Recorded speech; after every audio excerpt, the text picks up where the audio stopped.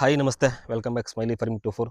ತುಂಬ ಜನ ಕೇಳೋದೇನಪ್ಪ ಅಂದರೆ ಕೋಳಿಯಿಂದ ಆದಾಯ ಎಷ್ಟು ಮಾಡ್ತೀರಾ, ತಿಂಗಳಿಗೆ ಎಷ್ಟು ಆದಾಯ ಮಾಡ್ತೀರಾ ಅಂತ ತುಂಬ ಜನ ಕೇಳ್ತಿದ್ದಾರೆ. ಅವ್ರಿಗೆಲ್ಲ ವಿಷಯ ಇಲ್ಲಿ ತಿಳಿಸೋಣ ಅಂತ, ಕೋಳಿಯಿಂದ ಎಷ್ಟು ಆದಾಯ ಆಗುತ್ತೆ ಅಂತ.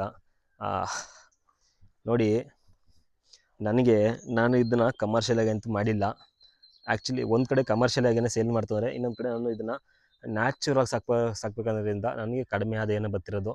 ಬಟ್ ಒಂದು ಪ್ಯೂರ್ ನಾಟಿ ಕೋಳಿ ತುಂಬ ಆದಾಯನೇ ಐತೆ.